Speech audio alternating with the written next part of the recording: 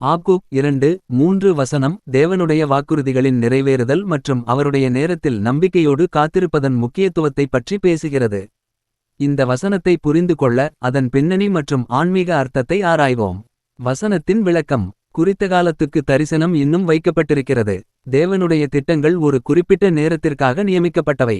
மனிதர்களுக்கு அது உடனடியாக நிறைவேறவில்லை என்று தோன்றினாலும் தேவனுடைய நேரம் சரியானது.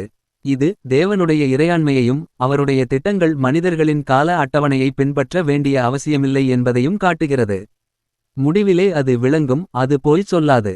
தேவனுடைய வாக்குறுதிகள் உண்மையானவை, அவை ஒருபோதும் தோல்வியடையாது. விளங்கும் என்ற வார்த்தை தரிசனம் தெளிவாகவும் முழுமையாகவும் நிறைவேறும் என்பதை குறிக்கிறது. தேவனுடைய வார்த்தை நம்பகமானது, அது ஒருபோதும் பொய்யாகாது. அது தாமதித்தாலும் அதற்கு காத்திரு.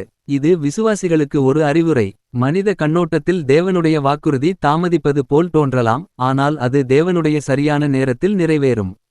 இந்த காத்திருப்பு விசுவாசத்தையும் பொறுமையையும் வளர்க்கிறது. அது நிச்சயமாய் வரும், அது தாமதிப்பதில்லை. தேவனுடைய கண்ணோட்டத்தில் அவருடைய திட்டங்கள் ஒருபோதும் தாமதிக்காது. அவை சரியான நேரத்தில் சரியான விதத்தில் நிறைவேறும்.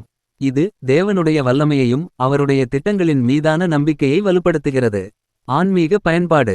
விசுவாசத்துடன் காத்திருத்தல். இந்த வசனம் விசுவாசிகளை தேவனுடைய வாக்குறுதிகளின் மீது நம்பிக்கை வைத்து பொறுமையுடன் காத்திருக்க ஊக்குவிக்கிறது.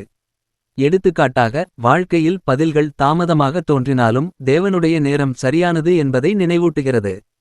தேவனுடைய வார்த்தையின் உண்மைத்தன்மை. தேவனுடைய வாக்குறுதிகள் நிச்சயமாக நிறைவேறும். இது கஷ்டமான காலங்களில் நம்பிக்கையை தருகிறது. நீதியை எதிர்பார்த்தல். ஆக்கூக்கின் காலத்தில் அநீதி மற்றும் துன்பம் நிலவியது. இந்த வசனம் தேவனுடைய நீதி இறுதியில் வெற்றி பெறும் என்ற உறுதியை அளிக்கிறது. நவீன காலத்தில் பொருத்தம்.